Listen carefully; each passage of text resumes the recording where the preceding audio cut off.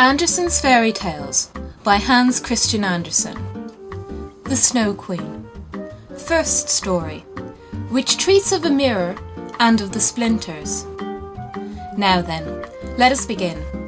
When we are at the end of the story, we shall know more than we know now. But, to begin. Once upon a time, there was a wicked sprite. Indeed, he was the most mischievous of all sprites. One day he was in a very good humour, for he had made a mirror with the power of causing all that was good and beautiful, when it was reflected therein, to look poor and mean.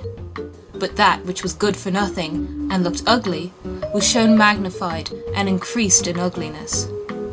In this mirror the most beautiful landscapes looked like boiled spinach, and the best persons were turned into frights, or appeared to stand on their heads. Their faces were so distorted that they were not to be recognized.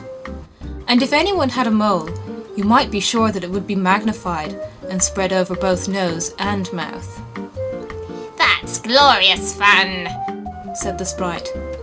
For if a good thought passed through a man's mind, then a grin was seen in the mirror. And the sprite laughed heartily at his clever discovery. All the little sprites who went to his school, for he kept a sprite school, told each other that a miracle had happened, and that now only, as they thought, it would be possible to see how the world really looked.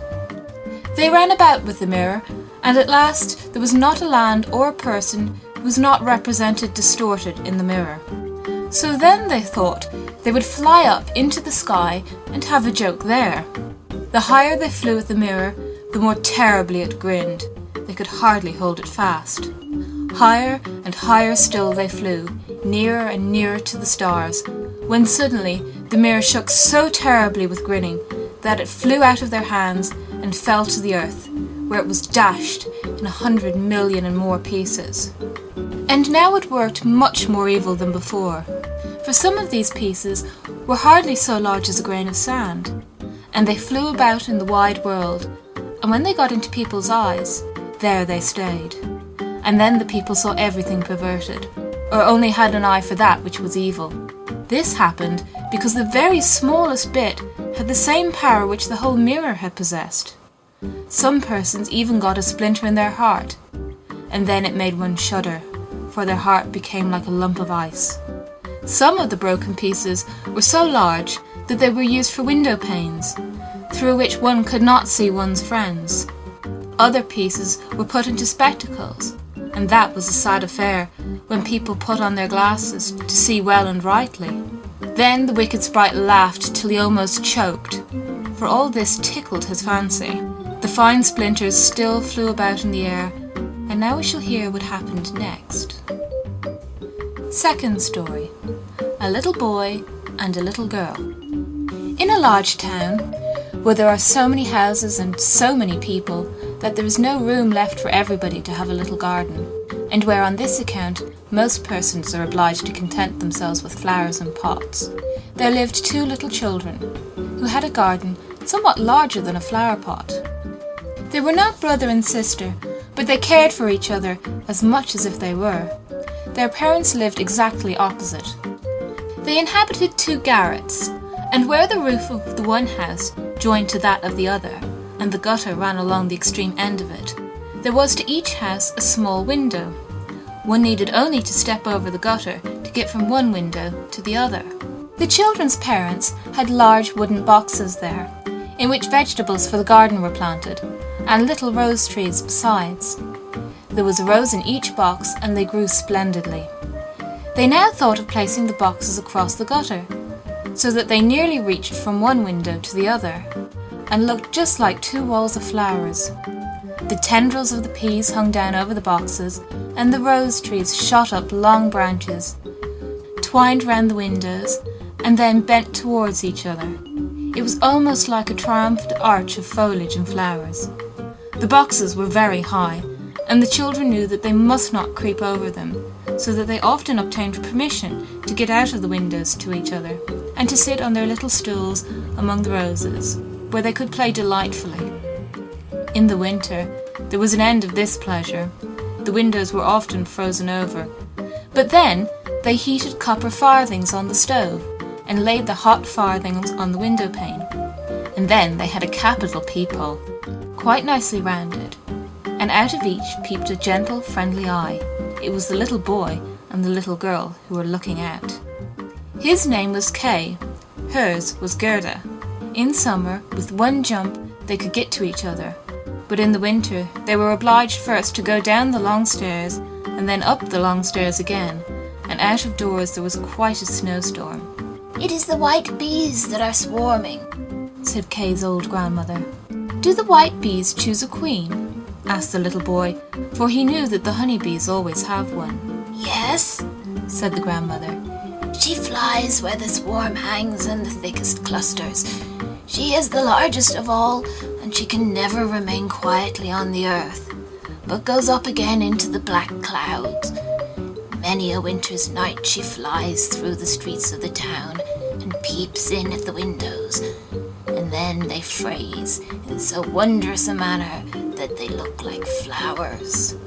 Yes, I have seen it, said both the children, and so they knew that it was true. Can the Snow Queen come in? Asked the little girl. Only let her come in, said the little boy. Then I'd put her on the stove and she'd melt. And then his grandmother patted his head and told him other stories. In the evening, when little Kay was at home and half undressed, he climbed up on the chair by the window and peeped out of the little hole. A few snowflakes were falling, and one, the largest of all, remained lying on the edge of a flower pot. The flake of snow grew larger and larger, and at last it was like a young lady, dressed in the finest white gauze, made of a million little flakes like stars. She was so beautiful and so delicate, but she was of ice, of dazzling, sparkling ice. Yet she lived. Her eyes gazed fixedly like two stars, but there was neither quiet nor repose in them. She nodded towards the window and beckoned with her hand. The little boy was frightened and jumped down from the chair. It seemed to him as if, at the same moment, a large bird flew past the window. The next day it was a sharp frost, and then the spring came. The sun shone, the green leaves appeared, the swallows built their nests, the windows were opened, and the little children again sat in their pretty garden, high up on the leads at the top of the house. That summer the roses flowered in unwonted beauty. The little girl had learned a hymn, in which there was something about roses, and then she thought of her own flowers, and she sang the verse to the little boy, who then sang it with her. The rose in the valley is blooming so sweet, the angels descend there, the children to greet. And the children held each other by the hand, kissed the roses, looked up at the clear sunshine, and spoke as though they really saw angels there. What lovely summer days those were! How delightful to be out in the air, near the fresh rose bushes, that seemed as if they would never finish blooming. Kay and Gerda looked at the picture book full of beasts and of birds, and it was then, the clock in the church tower was just striking 5, that Kay said, Oh, I feel such a sharp pain in my heart, and now something has got into my eye. The little girl put her arms around his neck. He winked his eyes. Now there was nothing to be seen. I think it's out now, said he, but it was not. It was just one of those pieces of glass from the magic mirror that had got into his eye, and poor Kay had got another piece right in his heart.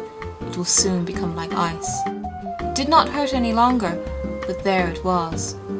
What are you crying for? Asked he. You look so ugly. There's nothing the matter with me. He said at once. That rose is cankered. And look, this one's quite crooked. After all, these roses are very ugly. They're just like the box they're planted in. And then he gave the box a good kick with his foot and pulled both the roses up. What are you doing? Cried the little girl. And as he perceived her fright, he pulled up another rose, got in at the window, and hastened off from dear little Gerda. Afterwards, when she had brought her picture book, he asked, What horrid beast have you there? And if his grandmother told them stories, he always interrupted her. Besides, if he could manage it, he would get behind her, put on her spectacles, and imitate her way of speaking. He copied all her ways, and then everybody laughed at him. He was soon able to imitate the gait and manner of everyone in the street. Everything that was peculiar and displeasing in them, that Kay knew how to imitate, and at such times all the people had said, "The boy is certainly very clever." But it was the glass he had got in his eye, the glass that was sticking in his heart, which made him tease even little Gerda, whose whole soul was devoted to him. His games now were quite different to what they had formerly been. They were so very knowing.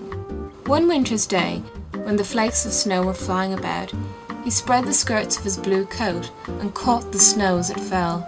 "Look through this glass, Gerda," said he, and every flake seemed larger and appeared like a magnificent flower or a beautiful star. It was splendid to look at. "Look how clever," said Kay. "That's much more interesting than real flowers. They are as exact as possible. There's not a fault in them, if they did not melt." It was not long after this that Kay came one day with large gloves on and his little sled at his back, and bawled right into Gerda's ears, "I have permission to go out into the square where the others are playing." And off he was in a moment. There in the marketplace, some of the boldest of the boys used to tie their sledges to the carts as they passed by. And so they were pulled along and got a good ride. It was so capital.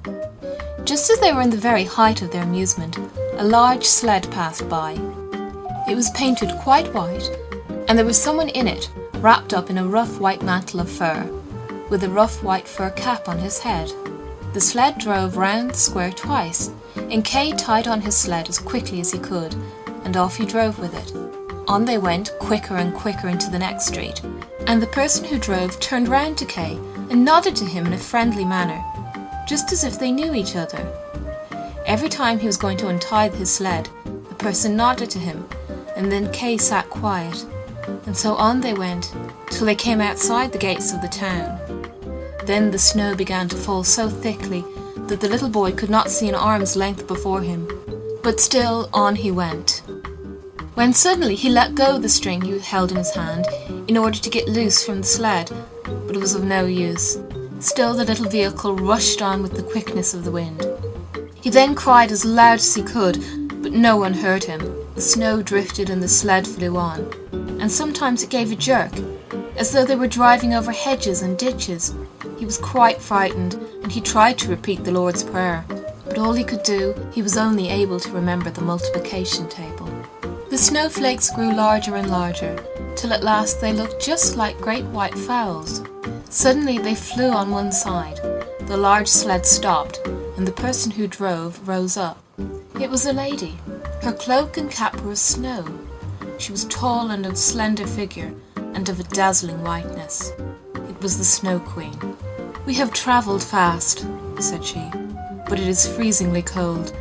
Come under my bearskin." And she put him in the sled beside her, wrapped the fur round him, and he felt as though he were sinking in a snow wreath. "Are you still cold?" asked she, and then she kissed his forehead.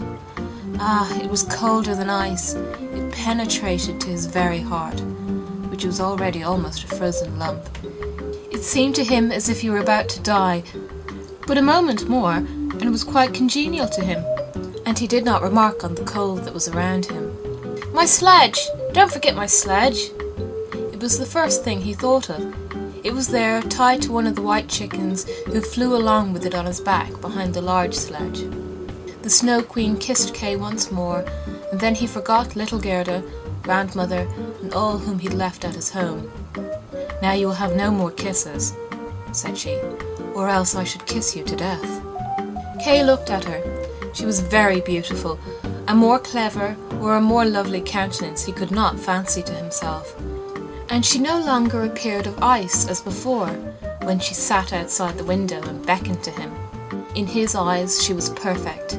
He did not fear her at all, and told her that he could calculate in his head, and with fractions even, that he knew the number of square miles there were in the different countries, and how many inhabitants they contained, and she smiled while he spoke. It then seemed to him as if what he knew was not enough, and he looked upwards in the large, huge, empty space above him, and on she flew with him. Flew high over the black clouds, while the storm moaned and whistled, as though it were singing some old tune. On they flew over the woods and lakes, over seas and many lands, and beneath them the chilling storms rushed fast. The wolves howled, the snow crackled. Above them flew large screaming crows, but higher up appeared the moon, quite large and bright. And it was on that Kay gazed during the long, long winter's night, while by day he slept at the feet of the Snow Queen. Third story, of the flower garden at the old woman's who understood witchcraft. But what became of little Gerda when Kay did not return home? Where could he be? Nobody knew. Nobody could give any intelligence. All the boys knew was that they had seen him tie his sled to another large and splendid one, which drove down the street and out of the town. Nobody knew where he was. Many sad tears were shed, and little Gerda wept long and bitterly. At last she said he must be dead, that he'd been drowned in the river which flowed close to the town. Oh, those were very long and dismal winter evenings. At last the spring came, with its warm sunshine. "Kay is dead and gone," said little Gerda. "That I don't believe," said the sunshine. "Kay is dead and gone," she said to the swallows. "That I don't believe," they said, and at last little Gerda did not think so any longer. "I'll put on my red shoes," said she one morning. "Kay has never seen them, and then I'll go down to the river and ask there." It was quite early. She kissed her old grandmother, who was still asleep, put on her red shoes, and went alone to the river. "Is it true that you have taken my little playfellow? I will make you a present of my red shoes if you will give him back to me." And, as it seemed to her, the blue waves nodded in a strange manner. Then she took off her red shoes, the most precious thing she possessed, and threw them into the river. But they fell close to the bank, and the little waves bore them immediately to land. It was as if the stream would not take what was dearest to her, for in reality it had not got little Kay. But Gerda thought that she must not have thrown the shoes out far enough, so she clambered into a boat which lay among the rushes, went to the farthest end, and threw out the shoes. But the boat was not fastened, and the motion which she had occasioned made it drift from the shore. She observed this and hastened to get back, but before she could do so, the boat was more than a yard from the land and was gliding quickly onward. Little Gerda was very frightened and began to cry, but no one heard her except the sparrows, and they could not carry her to land, but they flew along the bank and sang as if to comfort her. "Here we are! Here we are!" The boat drifted with the stream. Little Gerda sat quite still without shoes, for they were swimming behind the boat, but she could not reach them, because the boat went much faster than they did. The bank on both sides were beautiful, lovely flowers, venerable trees, and slopes with sheep and cows, but not a human being was to be seen. "Perhaps the river will carry me to little Kay," said she, and then she grew less sad. She rose and looked for many hours at the beautiful green banks. Presently she sailed by a large cherry orchard, where there was a little cottage with curious red and blue windows. It was thatched, and before it 2 wooden soldiers stood sentry and presented arms when anyone went past. Gerda called to them, for she thought they were alive, but they, of course, did not answer. She came close to them, for the stream drifted the boat quite near the land. Gerda called still louder, and an old woman then came out of the cottage, leaning upon a crooked stick. She had a large, broad-brimmed hat on, painted with the most splendid flowers. "Poor little child," said the old woman. "How did you get upon the large rapid river, to be driven about so in the wide world?" And then the old woman went into the river, caught hold of the boat with her crooked stick, drew it to the bank, and lifted little Gerda out. And Gerda was so glad to be on dry land again, but she was rather afraid of the strange old woman. "But come, tell me who you are, and how you came to be here," said she. And Gerda told her all. The old woman shook her head and said, "Ahem, ahem." And when Gerda had told her everything, and asked her if she had not seen little Kay, The woman answered that he had not passed there, but he no doubt would come, and she told her not to be cast down, but taste her cherries, and look at her flowers, which were finer than any in a picture book, each of which could tell a whole story. She then took Gerda by the hand, led her into the little cottage, and locked the door. The windows were very high up. The glass was red, blue, and green, and the sunlight shone through quite wondrously in all sorts of colours. On the table stood the most exquisite cherries, and Gerda ate as many as she chose, for she had permission to do so. While she was eating, the old woman combed her hair with a golden comb, and her hair curled and shone with a lovely golden colour round that sweet little face, which was so round and so like a rose. "I have often longed for such a dear little girl," said the old woman. "Now you shall see how well we agree together." And while she combed little Gerda's hair, the child forgot her foster brother Kay more and more, for the old woman understood magic. But she was no evil being. She only practiced witchcraft a little for her own private amusement, and now she wanted very much to keep little Gerda. She therefore went out into the garden, stretched out her crooked stick towards the rose bushes, which, beautifully as they were blowing, all sank into the earth, and no one could tell where they had stood. The old woman feared that if Gerda should see the roses, she would then think of her own, and would remember little Kay, and run away from her. She now led Gerda into the flower garden. Oh, what odour and what loveliness was there! Every flower that one could think of, and of every season, stood there in fullest bloom. No picture book could be gayer or more beautiful. Gerda jumped for joy, and played till the sun set behind the tall cherry tree. She then had a pretty bed, with a red silken coverlet filled with blue violets. She fell asleep, and had as pleasant dreams as ever a queen on her wedding day.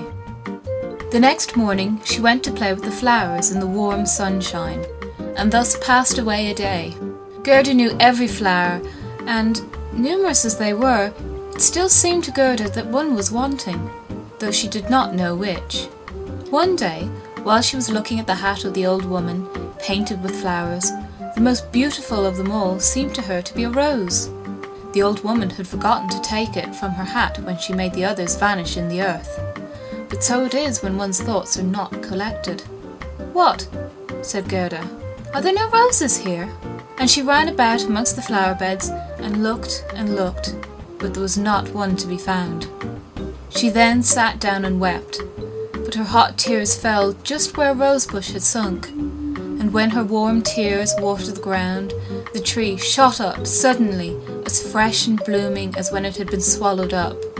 Gerda kissed the roses, thought of her own dear roses at home, and with them of little Kay. "Oh, how long I have stayed," said the little girl. "I intended to look for Kay. Don't you know where he is?" she asked of the roses. "Do you think he is dead and gone?" "Dead he is certainly not," said the roses. "We have been in the earth where all the dead are, but Kay was not there." "Many thanks," said little Gerda, and she went to the other flowers, looked into their cups, and asked, "Don't you know where little Kay is?" But every flower stood in the sunshine and dreamed its own fairy tale or its own story, and they all told her very many things, but not one knew anything of Kay. Well, what did the tiger lily say? "Hearest thou not the drum? Bum, bum. Those are the only two tones. Always bum, bum. Hark to the plaintive song of the old woman, to the call of the priests. The Hindu woman in her long robe stands upon the funeral pile. The flames rise around her and her dead husband, but the Hindu woman thinks on the living one in the surrounding circle, on him whose eyes burn hotter than the flames, on him, the fire whose eyes pierces her heart more than the flames which will soon burn her body to ashes. Can the heart's flame die in the flame of the funeral pile?" "I don't understand that at all," said little Gerda.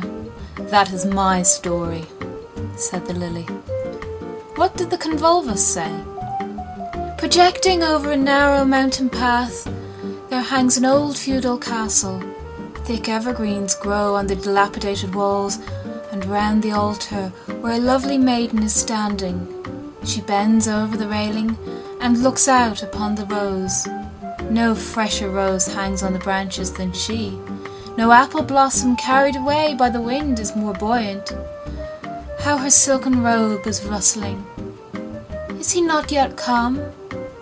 Is it Kay that you mean? Asked little Gerda. I am speaking about my story, about my dream, answered the convolvulus. What do the snowdrops say? Between the trees a long board is hanging. It is a swing. 2 little girls are sitting in it and swing themselves backwards and forwards. Their frocks are as white as snow, and long green silk ribbons flutter from their bonnets. Their brother, who is older than they are, stands up in the swing. He twines his arms round the cords to hold himself fast. For in one hand he has a little cup, and in the other a clay pipe. He is blowing soap bubbles. The swing moves and the bubbles float in charming, changing colours. The last is still hanging to the end of the pipe, and rocks in the breeze. The swing moves. The little black dog, as light as a soap bubble, jumps up on his hind legs to try and get into the swing. It moves. The dog falls down, barks, and is angry.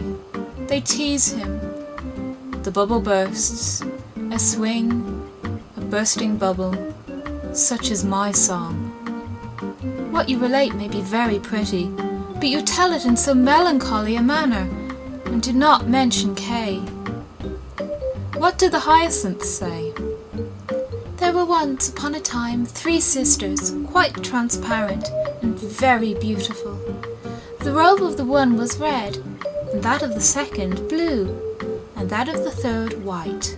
They danced hand in hand beside the calm lake in the clear moonshine. They were not elfin maidens, but mortal children. A sweet fragrance was smelt, and the maidens vanished in the wood. The fragrance grew stronger. 3 coffins, and in them 3 lovely maidens, glided out of the forest and across the lake. The shining glowworms flew around like little floating lights. Do the dancing maidens sleep, or are they dead? The odour of the flowers says they are corpses. The evening bell tolls for the dead.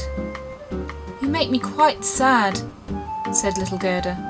I cannot help thinking of the dead maidens. Oh, is little Kay really dead? The roses have been in the earth, and they say no. Ding dong, sounded the hyacinth bells.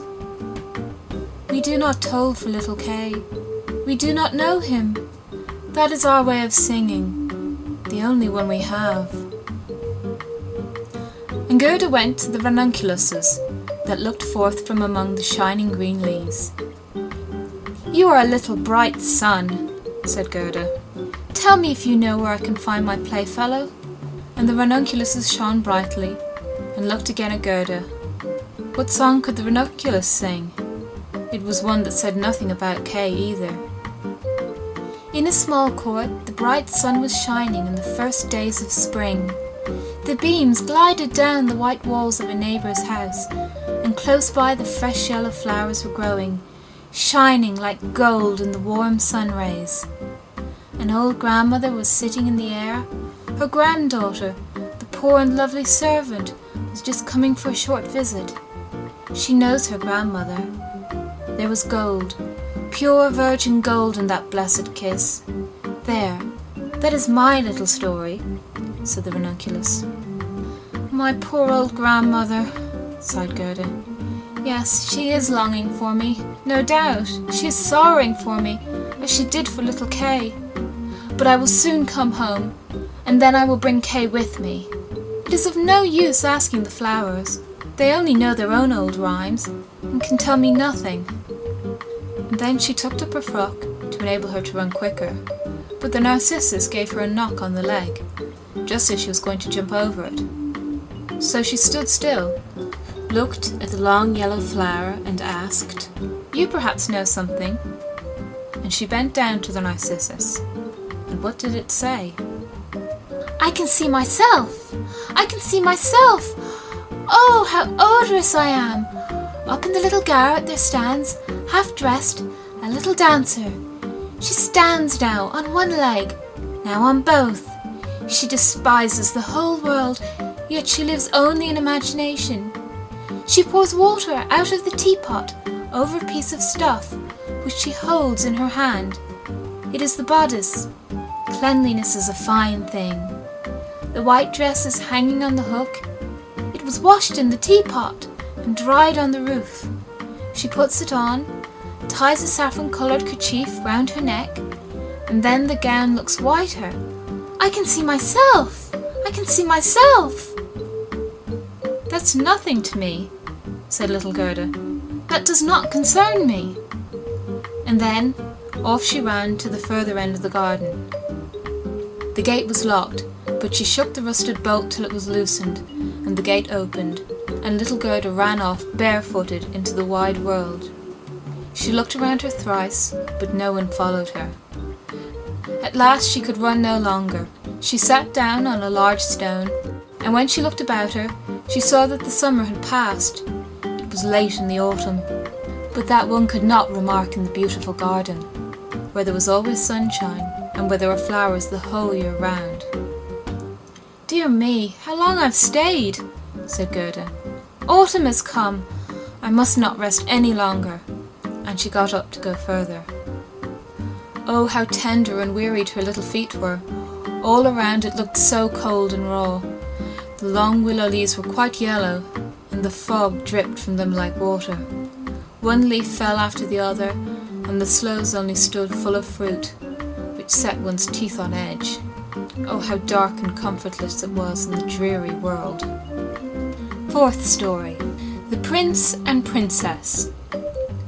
Gerda was obliged to rest herself again, when exactly opposite to her a large raven came hopping over the white snow. He had long been looking at Gerda and shaking his head, and now he said, "Caw! Caw! Good day, good day." He could not say it better, but he felt a sympathy for the little girl and asked her where she was going all alone. The word alone Gerda understood quite well, and felt how much was expressed by it. So she told the raven her whole history and asked if he had not seen Kay. The raven nodded very gravely and said, "It may be! It may be!" "What? Do you really think so?" cried the little girl, and she nearly squeezed the raven to death, so much did she kiss him. "Gently, gently," said the raven. "I think I know. I think that it may be little Kay, but he has forgotten you for the princess." "Does he live with the princess?" asked Gerda. "Yes, listen," said the raven, "but it will be difficult for me to speak your language. If you understand the raven language, I can tell you better." "No, I have not learnt it," said Gerda, "but my grandmother understands it, and she can speak gibberish too. I wish I had learnt it." "No matter," said the raven. "I will tell you as well as I can. However, it will be bad enough." And then he told all he knew. "In the kingdom where we are now, there lives a princess who is extraordinarily clever, for she has read all the newspapers in the whole world and has forgotten them again. So clever is she. She was lately, it is said, sitting on her throne, which is not very amusing after all, when she began humming an old tune, and it was just, 'Oh, why should I not be married?'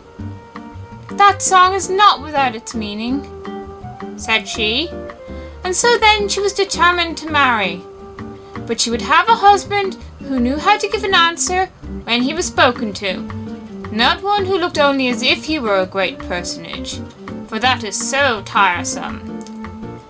Then she had all the ladies of the court drummed together, and when they heard her intention, all were very pleased, and said, 'We are very glad to hear of it. It is the very thing we were thinking of.' "You may believe every word I say," said the Raven, "for I have a tame sweetheart that hops about in the palace quite free, and it was she who told me all this." The newspapers appeared forthwith, with a border of hearts and the initials of the princess, and therein you might read that every good-looking young man who was at liberty to come to the palace and speak to the princess, and he who spoke in such ways as showed he felt himself at home there, that one the princess would choose for her husband. "Yes, yes," said the Raven, "you may believe it. It is as true as I am sitting here. People came in crowds. There was a crush and a hurry, but no one was successful either on the first or the second day. They could all talk well enough when they were out in the street, but as soon as they came inside the palace gates and saw the guard richly dressed in silver, and the lackeys in gold on the staircase, and the large illuminated saloons, then they were abashed. And when they stood before the throne on which the princess was sitting, all they could do was to repeat the last word they had uttered, and to hear it again did not interest her very much. It was just as if the people within were under a charm, and had fallen into a trance, till they came out again into the street. For then, oh then, they could chatter enough. There was a whole row of them, standing from the town gates to the palace. I was there myself to look," said the Raven. "Then they grew hungry and thirsty, but from the palace they got nothing whatever, not even a glass of water. Some of the cleverest, it is true, had taken bread and butter with them, but none shared it with his neighbour, for each thought, 'Let him look hungry, and then the princess won't have him.'" "But Kay, little Kay," said Gerda, "when did he come? Was he among the number?" "Patience, patience! We are just coming to him. It was on the third day, when a little personage, without horse or equipage, came marching right boldly up to the palace. His eyes shone like yours. He had beautiful long hair, but his clothes were very shabby." "That was Kay!" cried Gerda, with a voice of delight. "Oh, now I've found him!" And she clapped her hands for joy. "He had a little knapsack at his back," said the Raven. "No, that was certainly his sledge," said Gerda. "For when he went away, he took a sledge with him." "That may be," said the Raven. "I did not examine him so minutely, but I know from my tame sweetheart that when he came into the courtyard of the palace and saw the bodyguard in silver, the lackeys on the staircase, he was not the least abashed. He nodded and said to them, 'It must be very tiresome to stand on the stairs. For my part, I shall go in.' The saloons were gleaming with lustres. Privy councillors and excellencies were walking about barefooted and wore gold keys. It was enough to make anyone feel uncomfortable. His boots creaked too, so loudly, but still he was not at all afraid." "That's Kay for certain," said Gerda. "I know he had on new boots. I heard them creaking in Grandmamma's room." "Yes, they creaked," said the Raven. "And on he went boldly up to the princess, who was sitting on a pearl as large as a spinning wheel.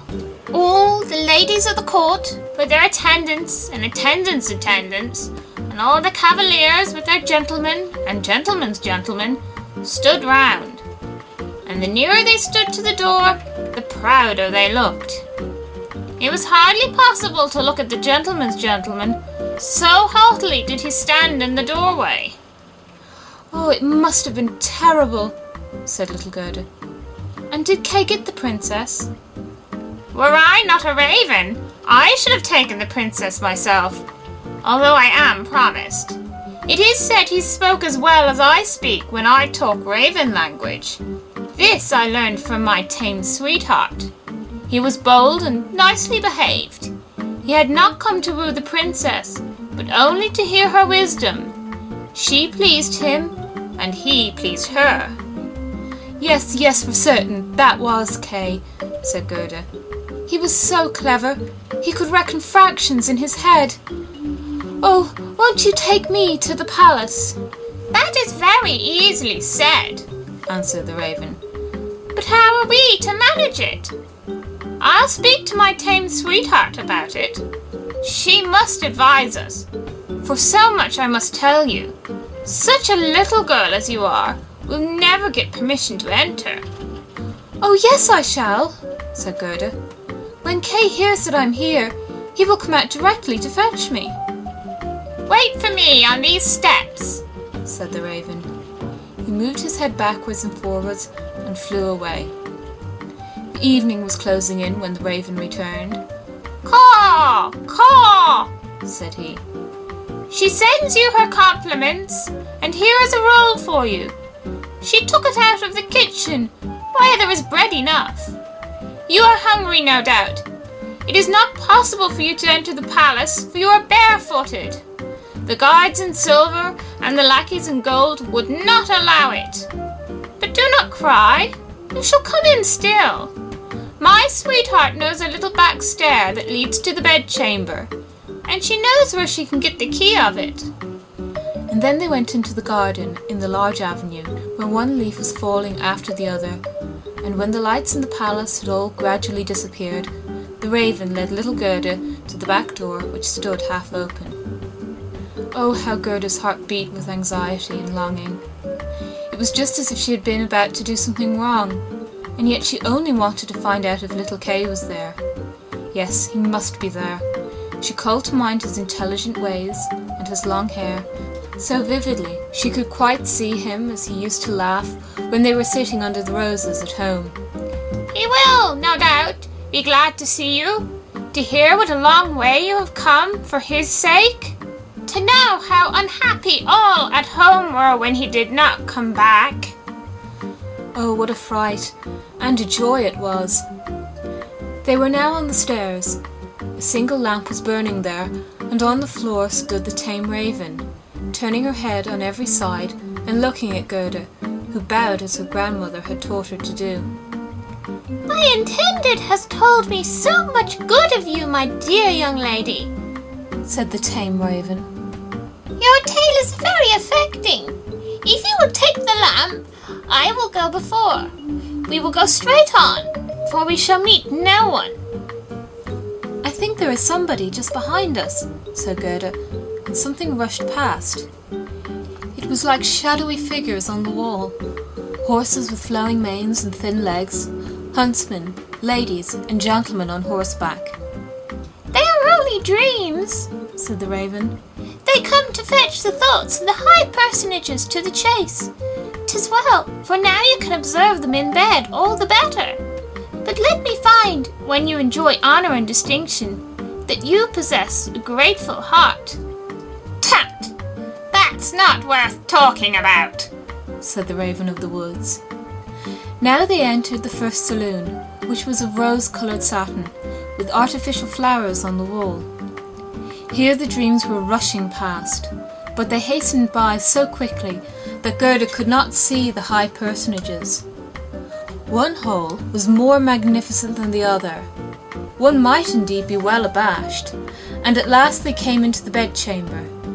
The ceiling of the room resembled a large palm tree with leaves of glass, of costly glass, and in the middle, from a thick golden stem, hung 2 beds, each of which resembled a lily.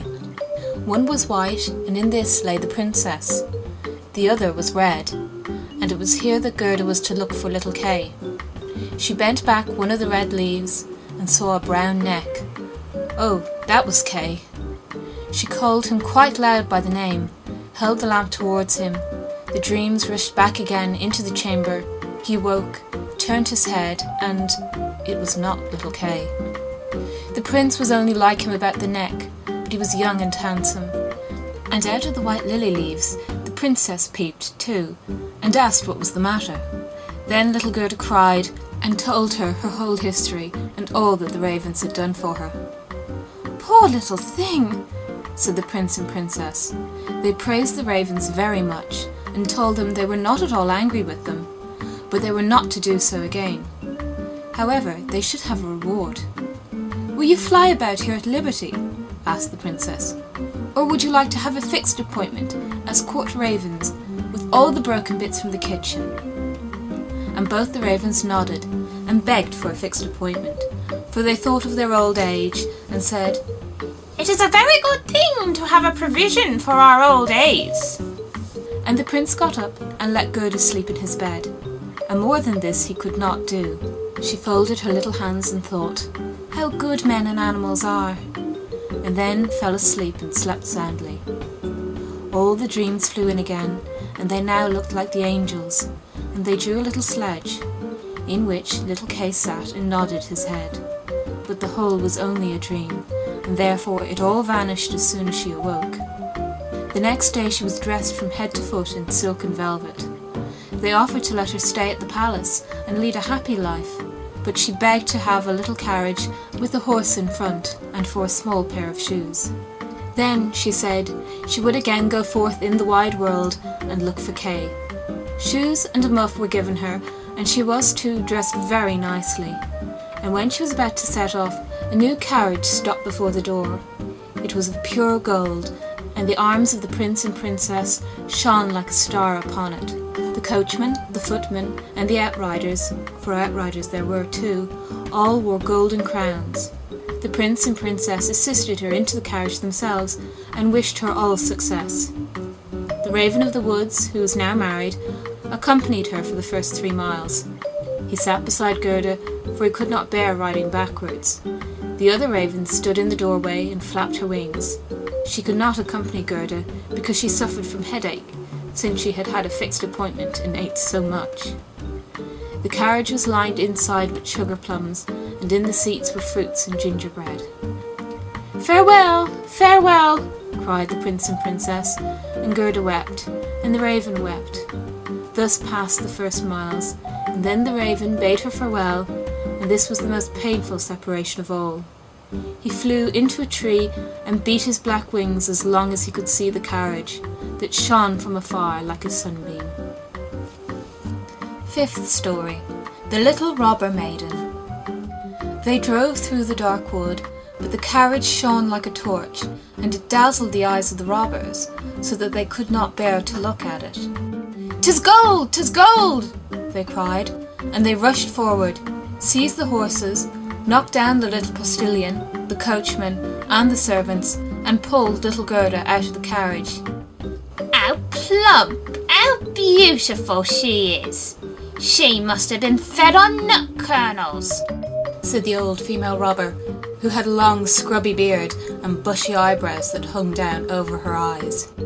"She's as good as a fatted lamb. How nice she will be!" And then she drew out a knife, the blade of which shone so that it was quite dreadful to behold. "Oh!" cried the woman at the same moment. She had been bitten in the ear by her own little daughter, who hung at her back and was so wild and unmanageable that it was quite amusing to see her. "You naughty child!" said the mother, and now she had not time to kill Gerda. "She shall play with me," said the little robber child. "She shall give me her muff and her pretty frock, and she shall sleep in my bed." And then she gave her mother another bite, so that she jumped and ran around with the pain, and the robbers laughed and said, "Look how she's dancing with the little one." "I will go into the carriage," said the little robber maiden, and she would have her will, for she was very spoiled and very headstrong. She and Gerda got in, and then away they drove over the stumps of the felled trees, deeper and deeper into the woods. The little robber maiden was as tall as Gerda, but stronger, broader shouldered, and of dark complexion. Her eyes were quite black. They looked almost melancholy. She embraced little Gerda and said, "They shall not kill you as long as I am not displeased with you. You are doubtless a princess." "No," said little Gerda, who then related all that had happened to her and how much she cared about little Kay. The little robber maiden looked at her with a serious air, nodded her head slightly and said, "They shall not kill you, even if I'm angry with you." Then I will do it myself." And she dried Gerda's eyes and put both her hands in the handsome muff, which was so soft and warm. At length the carriage stopped. They were in the midst of the courtyard of a robber's castle. It was full of cracks from top to bottom, and out of the openings magpies and rooks were flying, and the great bulldogs, each of which looked as if he could swallow a man, jumped up, but they did not bark, for that was forbidden. In the midst of the large, old, smoking hall burnt a great fire on the stone floor. The smoke disappeared under the stones and had to seek its own egress. In an immense cauldron, soup was boiling, and rabbits and hares were being roasted on a spit. "You shall sleep with me tonight, with all my animals," said the little robber maiden.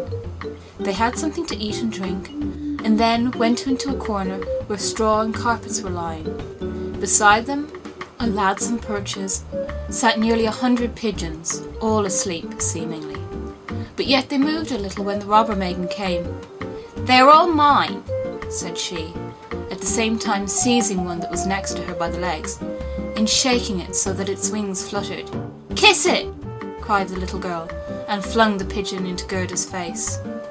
"Up there is the rabble of the wood," continued she, pointing to several laths, which were fastened before a hole high up in the wall. "That's the rabble. They would all fly away immediately if they were not well fastened in. And here's my dear old back." And she laid hold of the horns of a reindeer that had a bright copper ring round its neck and was tethered to the spot. "We are obliged to lock this fellow in too, or he would make us escape. Every evening I tickle his neck with my sharp knife. He is so frightened at it." And the little girl drew forth a long knife from a crack in the wall and let it glide over the reindeer's neck. The poor animal kicked, the girl laughed, and pulled Gerda into bed with her. "Do you intend to keep your knife while you sleep?" asked Gerda, looking at it rather fearfully. "I always sleep with the knife," said the little robber maiden. "There is no knowing what may happen. But tell me now, once more, all about little Kay, and why you started off in the wide world alone." And Gerda related all, from the very beginning. The wood pigeons cooed above in their cage, and the others slept. The little robber maiden wound her arm around Gerda's neck, held a knife in the other hand, and snored so loud that everybody could hear her. But Gerda could not close her eyes, for she did not know whether she was to live or die. The robbers sat round the fire, sang and drank, and the old female robber jumped about so that it was quite dreadful for Gerda to see her. Then the wood pigeons said, "Coo! Coo! We have seen little Kay. A white hen carries his sledge, and he himself sat in the carriage of the Snow Queen, who passed here, down just over the wood, as we lay on our nest. She blew upon us young ones, and all died except we two. Coo! Coo!" "What is it that you say up there?" cried little Gerda. "Where did the Snow Queen go to?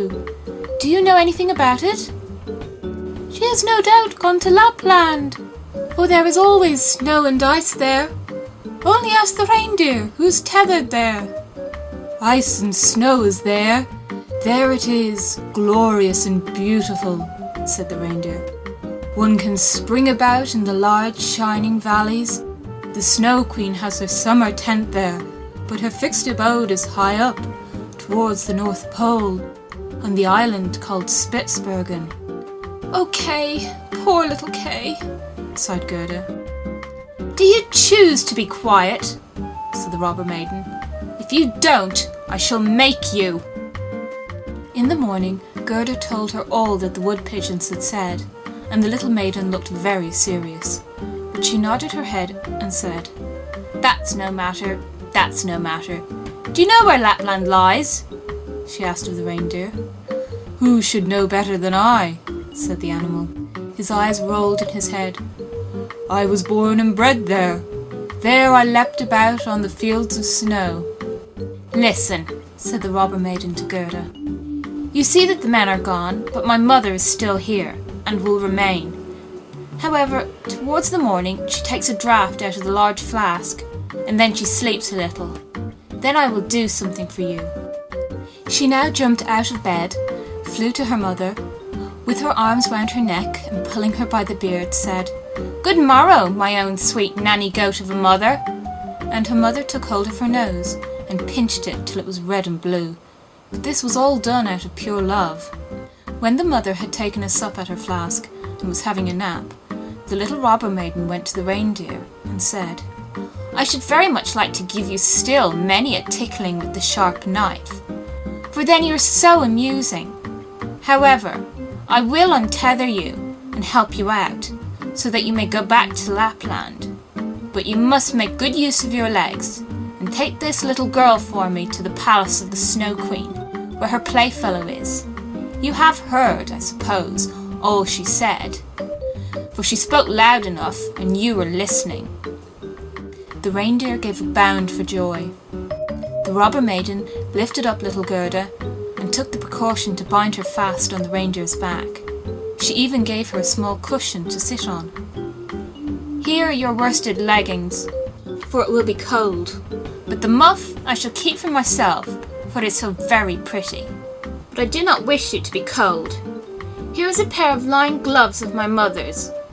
They just reach up to your elbow. On with them! Now you look about the hands just like my ugly old mother." And Gerda wept for joy.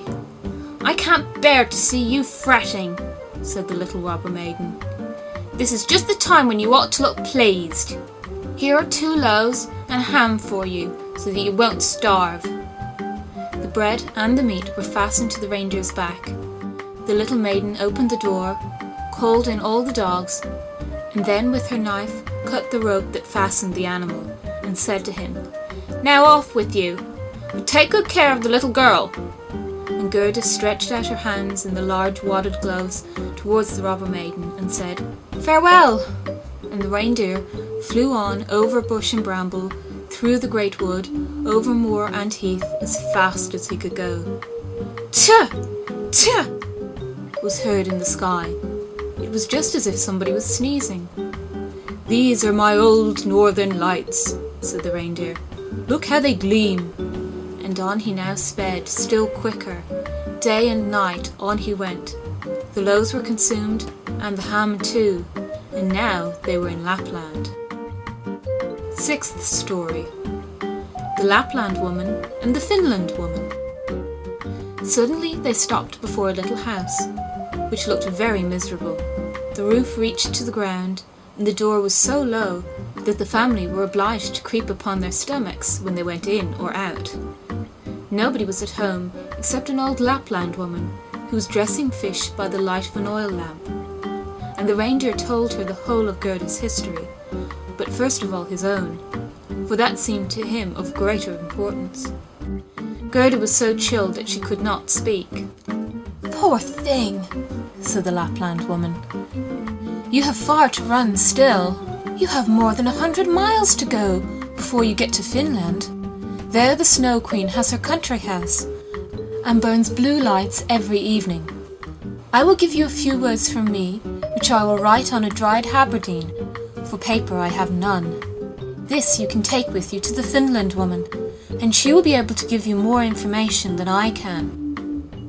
When Gerda had warmed herself and had eaten and drunk, the Lapland woman wrote a few words on a dry haberdine, begged Gerda to take care of them, put her on the reindeer, bound her fast, and away sprung the animal. "Tch! Tch!" was again heard in the air. The most charming blue lights burned the whole night in the sky, and at last they came to Finland. They knocked at the chimney of the Finland woman, for as to a door she had none. There was such a heat inside that the Finland woman herself went about almost naked. She was diminutive and dirty. She immediately loosened little Gerda's clothes, pulled off her thick gloves and boots, for otherwise the heat would have been too great, and after laying a piece of ice on the reindeer's head, read what was written on the fish skin. She read it 3 times. She then knew it by heart, so she put the fish into the cupboard, for it might very well be eaten, and she never threw anything away. Then the reindeer related his own story first, and afterwards that of little Gerda, and the Finland woman winked her eyes, but said nothing. "You are so clever," said the reindeer. "You can, I know, twist all the winds of the world together in a knot. If the seaman looses one knot, then he has a good wind. If a second, then it blows pretty stiffly. But if he undoes the third and fourth, then it rages, so that the forests are upturned. Will you give the little maiden a potion, so that she may possess the strength of 12 men and vanquish the Snow Queen?" "The strength of 12 men?" said the Finland woman. "Much good that would be." Then she went to a cupboard and drew out a large skin rolled up. When she had unrolled it, strange characters were to be seen written thereon, and the Finland woman read at such a rate that the perspiration trickled down her forehead. But the reindeer begged so hard for little Gerda, and Gerda looked so imploringly, with tearful eyes at the Finland woman, that she winked and drew the reindeer aside into a corner where they whispered together, while the animal got some fresh ice put on his head. "'Tis true, little Kay is at the Snow Queen's, and finds everything there quite to his taste, and he thinks it is the very best place in the world. But the reason of that is, he has a splinter of glass in his eye and in his heart. These must be got out first, otherwise he will never go back to mankind, and the Snow Queen will retain her power over him." "But can you give little Gerda nothing to take which will endue her with power over the whole?" "I can give her no more power than what she has already. Don't you see how great it is? Don't you see how men and animals are forced to serve her? How well she gets through the world barefooted? She must not hear of her power from us. That power lies in her heart, because she is a sweet and innocent child. If she cannot get to the Snow Queen by herself, and rid little Kay of the glass, we cannot help her. 2 miles hence, the garden of the Snow Queen begins. Thither you may carry the little girl. Set her down by the large bush with red berries standing in the snow. Don't stay talking, but hasten back as fast as possible." And now the Finland woman placed little Gerda on the reindeer's back, and off he ran with all imaginable speed. "Oh, I have not got my boots! I have not brought my gloves!" cried little Gerda. She remarked she was without them from the cutting frost, but the reindeer dared not stand still. On he ran till he came to the great bush with red berries, and there he set Gerda down, kissed her mouth, while large bright tears flowed from the animal's eyes, and then back he went as fast as possible. There stood poor Gerda now, without shoes or gloves, in the very middle of dreadful icy Finland. She ran on as fast as she could. There then came a whole regiment of snowflakes, but they did not fall from above, and they were quite bright and shining from the aurora borealis. The flakes ran along the ground, and the nearer they came, the larger they grew. Gerda well remembered how large and strange the snowflakes appeared when she once saw them through a magnifying glass. But now they were large and terrific in another manner. They were all alive. They were the outposts of the Snow Queen. They had the most wondrous shapes. Some looked like large, ugly porcupines, others like snakes knotted together with their heads sticking out, and others again like small fat bears with the hair standing on end. All were of dazzling whiteness. All were living snowflakes. Little Gerda repeated the Lord's Prayer. The cold was so intense that she could not see her own breath, which came like smoke out of her mouth. It grew thicker and thicker, and took the form of little angels that grew more and more when they touched the earth. All had helms on their heads, and lances and shields in their hands, and they increased in numbers. And when Gerda had finished the Lord's Prayer, she was surrounded by a whole legion. They thrust at the horrid snowflakes with their spears, so that they flew away into 1,000 pieces, and little Gerda walked on bravely and in security. The angels patted her hands and feet, and then she felt the cold less, and went on quickly towards the palace of the Snow Queen. But now we shall see how Kay fared. He never thought of Gerda, and least of all that she was standing before the palace.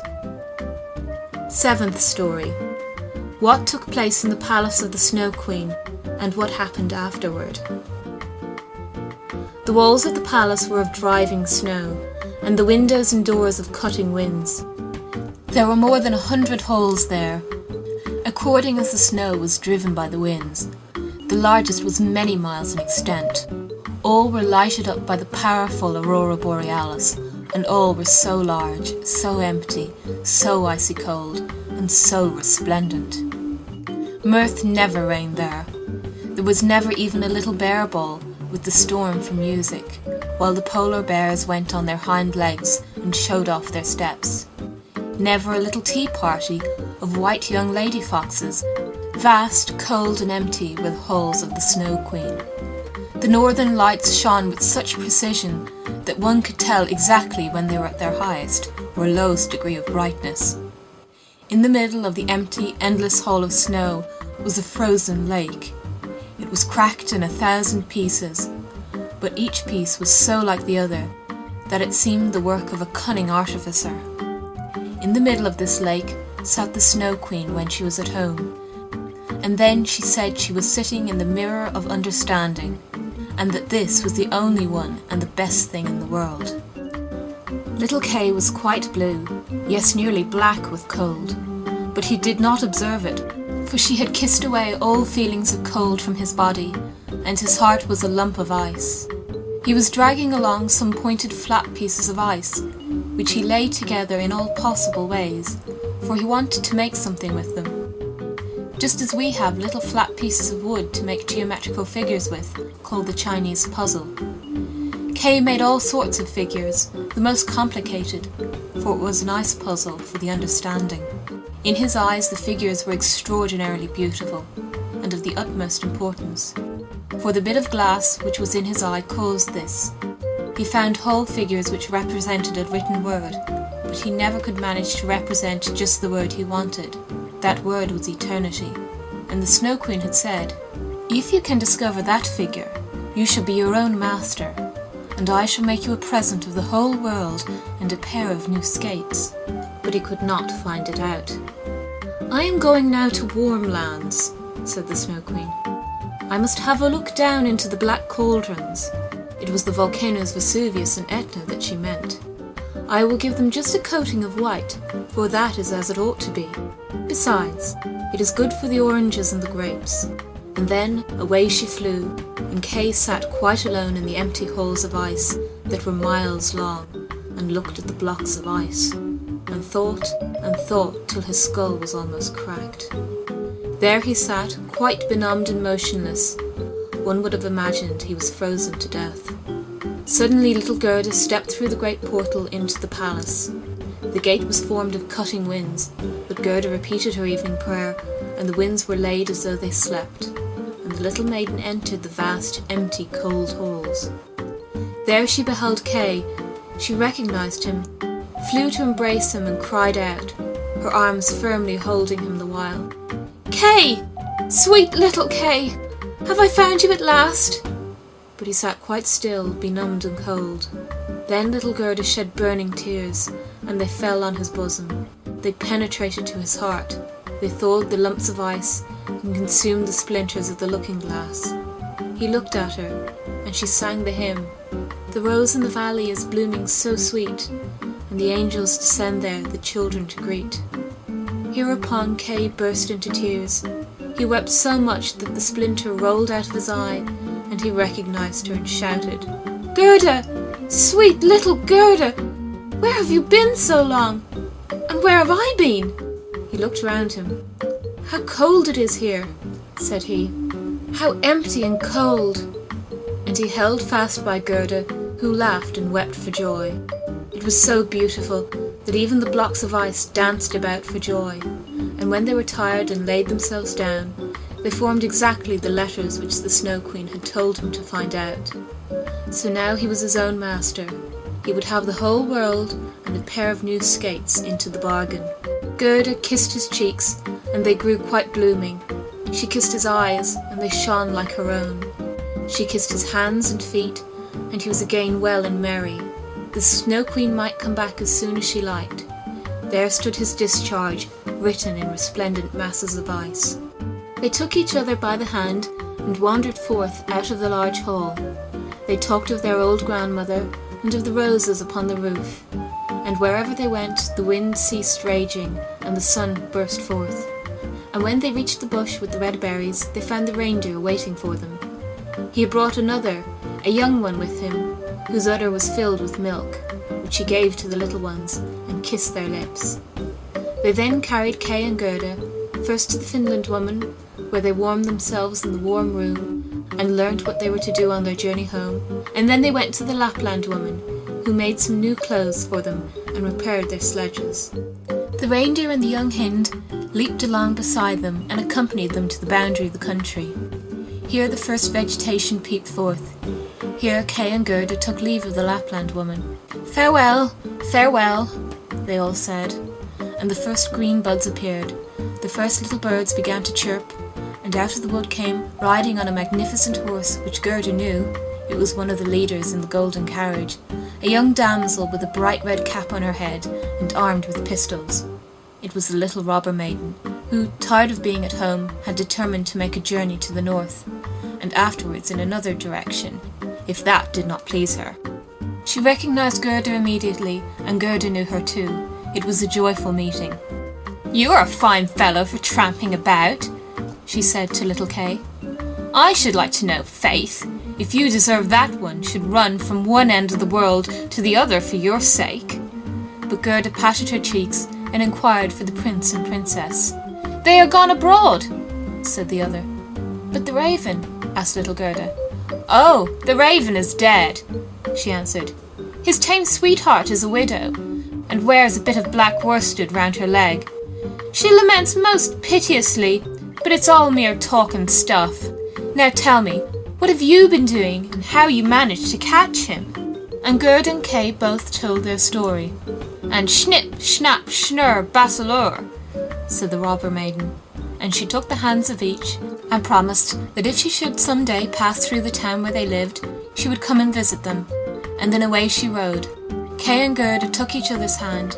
It was lovely spring weather, with abundance of flowers and of verdure. The church bells rang, and the children recognized the high towers and the large town. It was that in which they dwelt. They entered and hastened up to their grandmother's room, where everything was standing as formerly. The clock said tick-tack, and the finger moved round.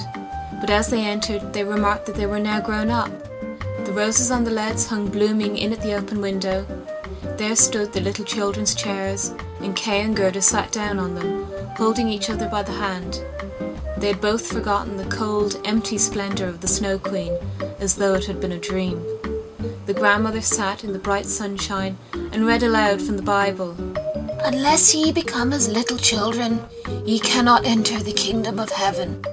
And Kay and Gerda looked in each other's eyes, and all at once they understood the old hymn. "The rose in the valley is blooming so sweet, and the angels descend there, the children to greet." There sat the two grown-up persons, grown up and yet children, children at least in heart, and it was summer-time. Summer, glorious summer. End of The Snow Queen. Andersen's Fairy Tales by Hans Christian Andersen. The Leapfrog. A flea, a grasshopper, and a leapfrog once wanted to see which could jump highest, and they invited the whole world, and everybody else besides who chose to come to see the festival. 3 famous jumpers were they, as everyone would say, when they all met together in the room. "I will give my daughter to him who jumps highest," exclaimed the king, "for it is not so amusing where there is no prize to jump for." The flea was the first to step forward. He had exquisite manners, and bowed to the company on all sides, for he had noble blood, and was, moreover, accustomed to the society of man alone, and that makes a great difference. Then came the grasshopper. He was considerably heavier, but he was well-mannered, and wore a green uniform, which he had by right of birth. He said, moreover, that he belonged to a very ancient Egyptian family, and that in the house where he then was, he was thought much of. The fact was, he had been just brought out of the fields, and put in a pasteboard house, 3 stories high, all made of court cards, with the colored side inwards, and doors and windows cut out of the body of the Queen of Hearts. "I sing so well," said he, "that 16 native grasshoppers who have chirped from infancy, and yet got no house built of cards to live in, grew thinner than they were before, for sheer vexation when they heard me." It was thus that the flea and the grasshopper gave an account of themselves, and thought they were quite good enough to marry a princess. The leap-frog said nothing, but people gave it as their opinion that he therefore thought the more, and when the house-dog snuffed at him with his nose, he confessed the leap-frog was of good family. The old councillor, who had had 3 orders given him to make him hold his tongue, asserted that the leap-frog was a prophet, for that one could see on his back if there would be a severe or mild winter, and that was what one could not see even on the back of the man who writes the almanac. "I say nothing, it is true," exclaimed the king, "but I have my own opinion notwithstanding." Now the trial was to take place. The flea jumped so high that nobody could see where he went to, so they all asserted he had not jumped at all, and that was dishonorable. The grasshopper jumped only half as high, but he leaped into the king's face, who said that was ill-mannered. The leap-frog stood still for a long time, lost in thought. It was believed at last he would not jump at all. "I only hope he is not unwell," said the house-dog, when, pop! He made a jump all on one side into the lap of the princess, who was sitting on a little golden stool close by. Hereupon the king said, "There is nothing above my daughter, therefore to bound up to her is the highest jump that can be made. But for this one must possess understanding, and the leap-frog has shown that he has understanding. He is brave and intellectual." And so he won the princess. "It's all the same to me," said the flea. "She may have the old leap-frog for all I care. I jumped the highest, but in this world merit seldom meets its reward. A fine exterior is what people look at nowadays." The flea then went into foreign service, where, it is said, he was killed. The grasshopper sat without on a green bank, and reflected on worldly things, and he said too, "Yes, a fine exterior is everything. A fine exterior is what people care about." And then he began chirping his peculiar melancholy song, from which we have taken this history, and which may, very possibly, be all untrue, although it does stand here printed in black and white. End of The Leap-frog. Read by Kara Schallenberg on March 7th, 2006. Andersen's Fairy Tales by Hans Christian Andersen. The Elder Bush. Once upon a time there was a little boy who had taken cold. He had gone out and got his feet wet, though nobody could imagine how it had happened, for it was quite dry weather. So his mother undressed him, put him to bed, and had the teapot brought in, to make him a good cup of elderflower tea. Just at that moment the merry old man came in, who lived up atop of the house all alone, for he had neither wife nor children, but he liked children very much, and knew so many fairy tales that it was quite delightful. "Now drink your tea," said the boy's mother, "then perhaps you may hear a fairy tale." "If I had but something new to tell," said the old man, "but how did the child get his feet wet?" "That is the very thing that nobody can make out," said his mother. "Am I to hear a fairy tale?" asked the little boy. "Yes, if you can tell me exactly, for I must know that first, how deep the gutter is in the little street opposite, that you must pass through in going to school." "Just up to the middle of my boot," said the child, "but then I must go into the deep hole." "Aha! That's where the wet feet came from," said the old man. "I ought now to tell you a story, but I don't know any more." "You can make one in a moment," said the little boy. "My mother says that all you look at can be turned into a fairy tale, and that you can find a story in everything." "Yes, but such tales and stories are good for nothing. The right sort come of themselves. They tap at my forehead and say, 'Here we are.'" "Won't there be a tap soon?" asked the little boy. And his mother laughed, put some elderflowers in the teapot, and poured boiling water on them. "Do tell me something, pray do." Yes, if a fairy tale would come of its own accord, but they are proud and haughty, and come only when they choose. Stop, he said all on a sudden. I have it. Pay attention. There is one in the teapot. And the little boy looked at the teapot. The cover rose more and more, and the elderflowers came forth so fresh and white, and shot up long branches. Out of the spout even did they spread themselves on all sides, and grew larger and larger. It was a splendid elder bush, a whole tree, and it reached into the very bed and pushed the curtains aside. How it bloomed, and what an odor! In the middle of the bush sat a friendly-looking old woman in a most strange dress.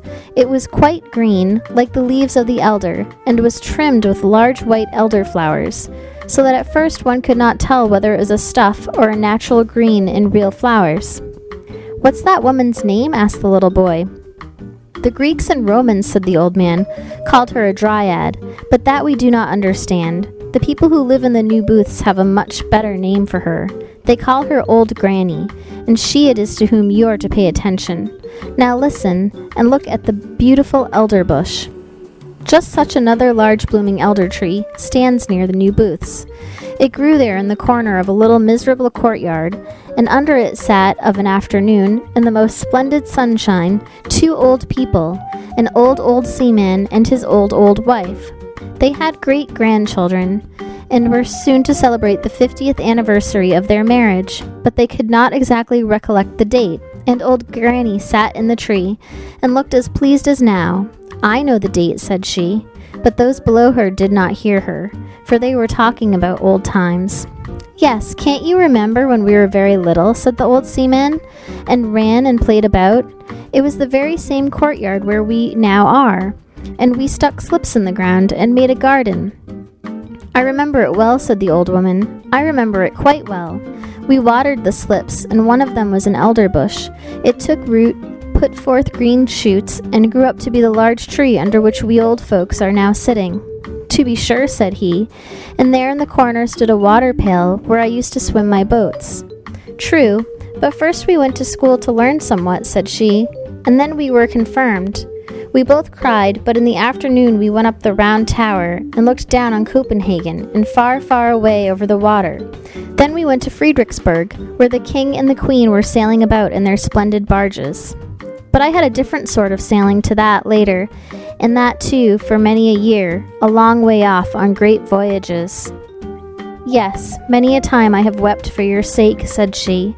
I thought you were dead and gone, and lying in the deep waters. Many a night have I got up to see if the wind had not changed, and changed it had, sure enough. But you never came. I remember so well one day when the rain was pouring down in torrents. The scavengers were before the house where I was in service, and I had come up with the dust and remained standing at the door. It was dreadful weather, when just as I was there, the postman came and gave me a letter. It was from you. What a tour that letter had made! I opened it instantly and read. I laughed and wept. I was so happy. In it I read that you were in a warm lands, where the coffee tree grows. What a blessed land that must be. You related so much, and I saw it all the while the rain was pouring down, and I standing there with a dust box. At the same moment came someone who embraced me.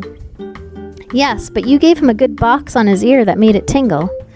But I did not know it was you. You arrived as soon as your letter, and you were so handsome. That you still are, and had a long yellow silk handkerchief round your neck, and a brand new hat on. Oh, you were so dashing, good heavens! What weather it was, and what a state the street was in. And then we married, said he, don't you remember? And then we had our first little boy, and then Mary, and Nicholas, and Peter, and Christian. Yes, and how they all grew up to be honest people, and were beloved by everybody. And their children also have children, said the old sailor. Yes, those are our grandchildren, full of strength and vigor. It was, methinks, about this season that we had our wedding. Yes, this very day is the 50th anniversary of the marriage, said old Granny, sticking her head between the two old people, who thought it was their neighbor who nodded to them. They looked at each other and held one another by the hand. Soon after came their children, and their grandchildren, for they knew well enough that it was the day of the 50th anniversary, and had come with their gratulations that very morning. But the old people had forgotten it, although they were able to remember all that had happened many years ago. And the elderbush sent forth a strong odor in the sun, that it was just about to set and shone right in the old people's faces. They both looked so rosy-cheeked, and the youngest of the grandchildren danced around them, and called out quite delighted that there was to be something very splendid that evening, that they were all to have hot potatoes, and old Nanny nodded in the bush, and shouted hurrah with the rest. "But that is no fairy tale," said the little boy, who was listening to the story. "The thing is, you must understand it," said the narrator. "Let us ask old Nanny." "That was no fairy tale, 'tis true," said old Nanny. "But now it's coming. The most wonderful fairy tales grow out of that which is reality. Were that not the case, you know, my magnificent elderbush could not have grown out of the teapot." And then she took the little boy out of bed, laid him on her bosom, and the branches of the elder tree, full of flowers, closed around her. They sat in an aerial dwelling, and it flew with them through the air. Oh, it was wondrous beautiful. Old Nanny had grown all of a sudden a young and pretty maiden, but her robe was still the same green stuff with white flowers, which she had worn before. On her bosom she had a real elderflower, and in her yellow waving hair a wreath of the flowers. Her eyes were so large and blue that it was a pleasure to look at them. She kissed the boy, and now they were of the same age and felt alike. Hand in hand they went out of the bower, and they were standing in the beautiful garden of their home. Near the green lawn Papa's walking stick was tied, and for the little ones it seemed to be endowed with life. For as soon as they got astride it, the round polished knob was turned into a magnificent neighing head, a long black mane fluttered in the breeze, and 4 slender yet strong legs shot out. The animal was strong and handsome, and away they went at full gallop round the lawn. "Huzzah! Now we are riding miles off," said the boy. "We are riding away to the castle where we were last year." And on they rode round the grass plot, and the little maiden, who, we know, was no one else but old Nanny, kept on crying out, "Now we are in the country. Don't you see the farmhouse yonder? And there is the elder tree standing beside it, and the cock is scraping away the earth for the hens. Look, how he struts. And now we are close to the church. It lies high upon the hill, between the large oak trees, one of which is half decayed. And now we are by the smithy, where the fire is blazing, and where the half-naked men are banging with their hammers till the sparks fly about. Away, away, to the beautiful country seat." And all that the little maiden, who sat behind on the stick, spoke of, flew by in reality. The boy saw it all, and yet they were only going round the grass plot. Then they played in a side avenue, and marked out a little garden on the earth. And they took elder blossoms from their hair, planted them, and they grew just like those the old people planted when they were children, as related before. They went hand in hand as the old people had done when they were children, but not to the Round Tower or to Friedrichsburg. No, the little damsel wound her arms round the boy, and then they flew far away through all Denmark. And spring came, and summer, and then it was autumn, and then winter, and 1,000 pictures were reflected in the eye and in the heart of the boy. And the little girl always sang to him, "This you will never forget." And during their whole flight the elder tree smelt so sweet and odorous. He remarked the roses and fresh beeches, but the elder tree had a more wondrous fragrance, for its flowers hung on the breast of the little maiden, and there too did he often lay his head during the flight. "It is lovely here in spring," said the maiden, and they stood in a beechwood that had just put on its first green, where the woodruff at their feet sent forth its fragrance, and the pale red anemone looked so pretty among the verdure. "Oh, would that it were always spring in the sweetly smelling Danish beech forests." "It is lovely here in summer," said she, and she flew past old castles of bygone days of chivalry, where the red walls and the embattled gables were mirrored in the canal, where the swans were swimming, and peered up into the old cool avenues. In the fields the corn was waving like the sea. In the ditches red and yellow flowers were growing. Wild drone flowers and the blooming convolvuluses were creeping in the hedges, and towards evening the moon rose round and large, and the haycocks in the meadow smelt so sweetly. This one never forgets. "It is lovely here in autumn," said the little maiden, and suddenly the atmosphere grew as blue again as before. The forest grew red and green and yellow-colored. The dogs came leaping along, and whole flocks of wildflower flew over the cairn, where blackberry bushes were hanging round the old stones. The sea was dark blue, covered with ships full of white sails, and in the barn old women, maidens, and children were sitting picking hops into a large cask. The young sang songs, but the old told fairy tales of mountain sprites and soothsayers. Nothing could be more charming. "It is delightful here in winter," said the little maiden, and all the trees were covered with hoar-frost.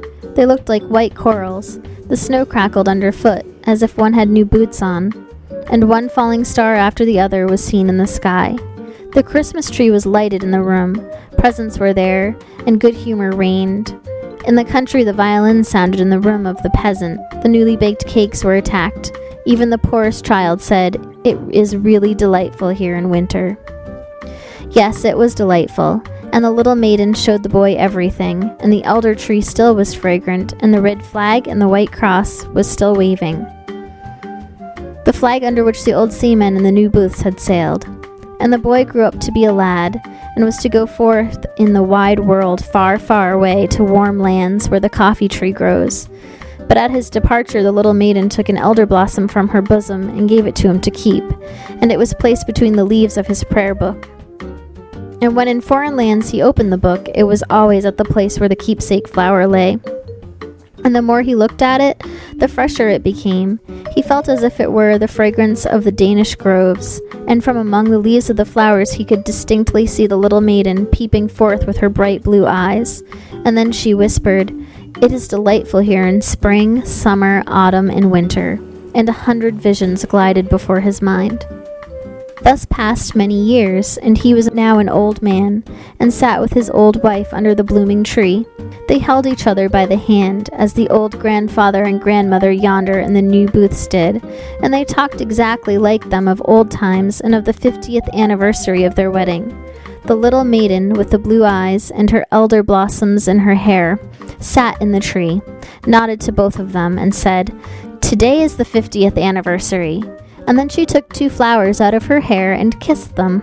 First they shone like silver, then like gold, and when they were laid them on the heads of the old people, each flower became a gold crown. So there they both sat like a king and a queen under the fragrant tree that looked exactly like an elder. The old man told his wife the story of old Nanny as it had been told to him when a boy, and it seemed to both of them it contained much that resembled their own history, and those parts that were like it pleased them best. "Thus it is," said the little maiden in the tree. "Some call me Old Nanny, others a Dryad, but in reality my name is Remembrance. 'Tis I who sit in the tree that grows and grows. I can remember, I can tell things. Let me see if you have my flowers still." And the old man opened his prayer book. There lay the elder blossom, as fresh as if it had been placed there but a short time before, and Remembrance nodded, and the old people, decked with crowns of gold, sat in the flush of the evening sun. They closed their eyes and, yes, that's the end of the story. The little boy lay in his bed. He did not know if he had dreamed or not, or if he had been listening while someone told him the story. The teapot was standing on the table, but no elder tree was growing out of it, and the old man who had been talking was just on the point of going out of the door, and he did go. "How splendid that was," said the little boy. "Mother, I have been to warm countries." "So I should think," said his mother. "When one has drunk 2 good cupfuls of elderflower tea, 'tis likely enough one goes into warm climates." And she tucked him up nicely, lest he should take cold. "You have had a good sleep while I have been sitting here, and arguing with him whether it was a story or a fairy tale." "And where is old Nanny?" asked the little boy. "In the teapot," said his mother, "and there she may remain." End of The Elder Bush. Andersen's Fairy Tales by Hans Christian Andersen. The Bell. People said, "The evening bell is sounding, the sun is setting."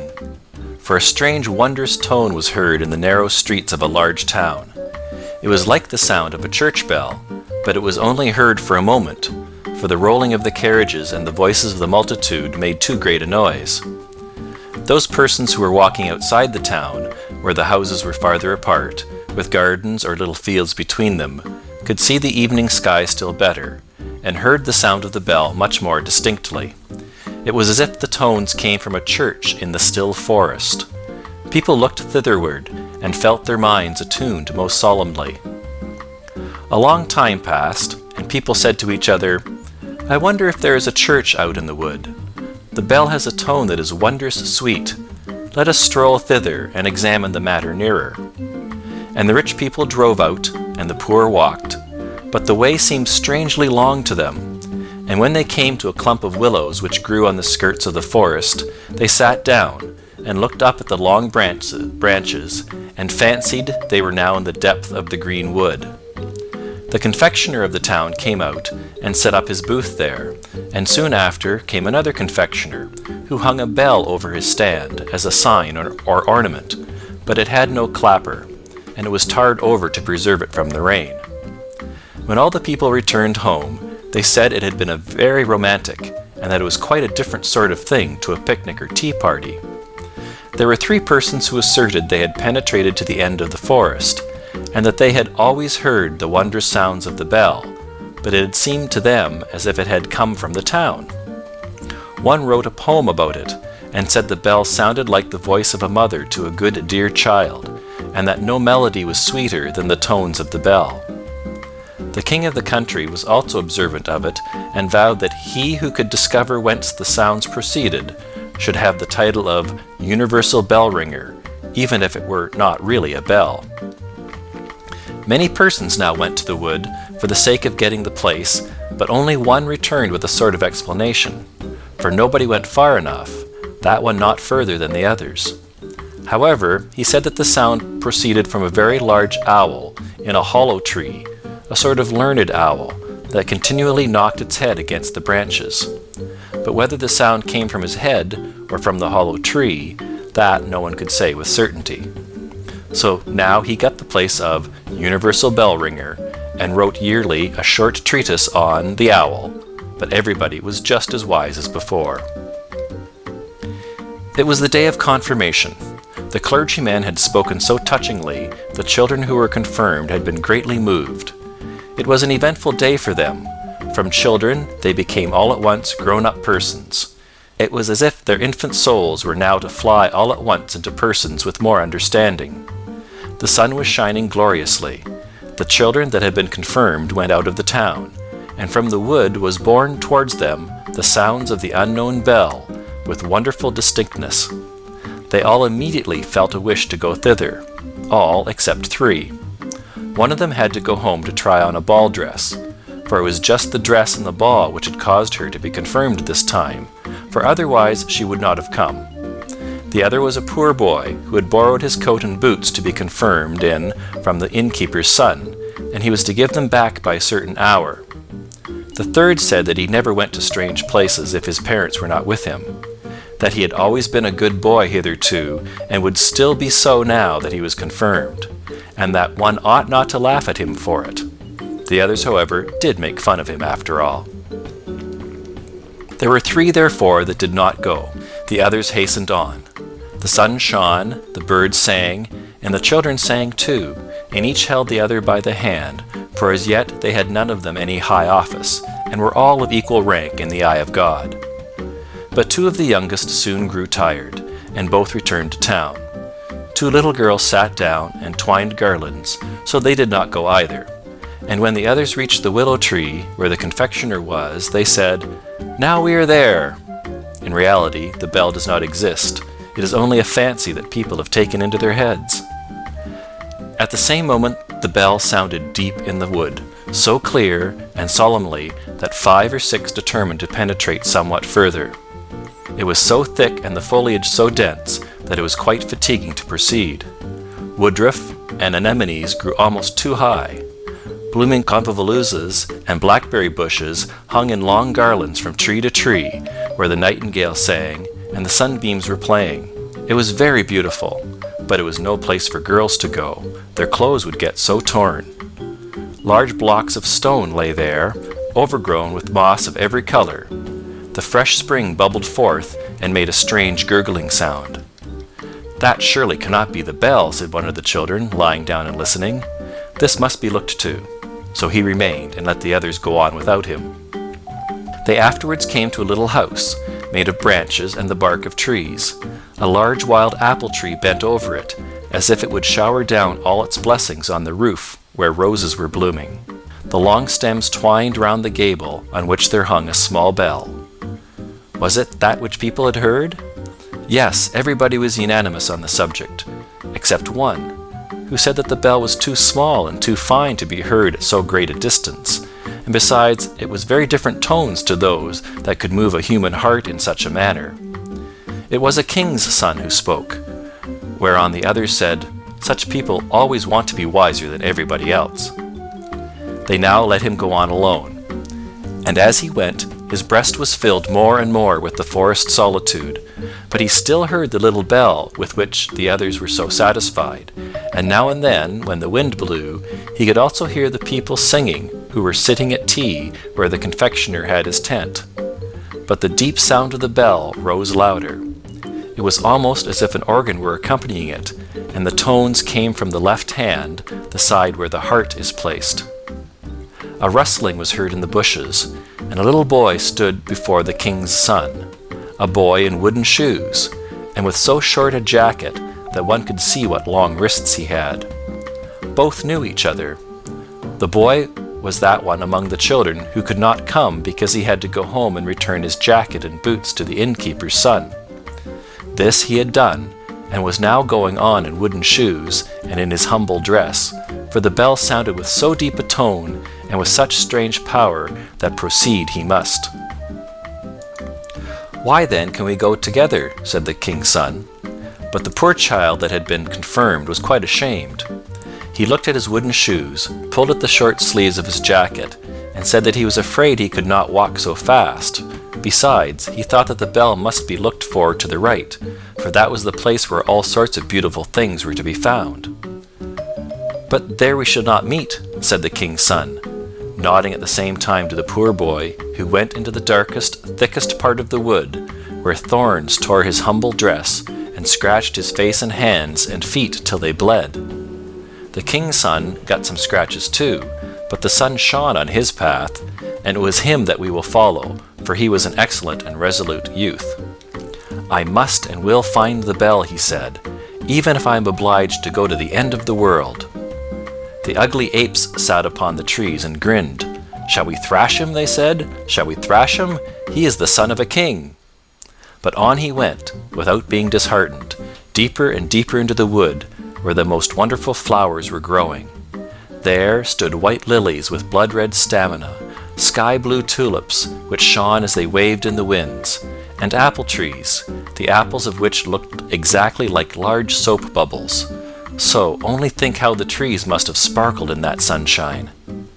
Around the nicest green meads, where the deer were playing in the grass, grew magnificent oaks and beeches, and if the bark of one of the trees was cracked, there grass and long creeping plants grew in the crevices. And there were large, calm lakes there too, in which white swans were swimming, and beat the air with their wings.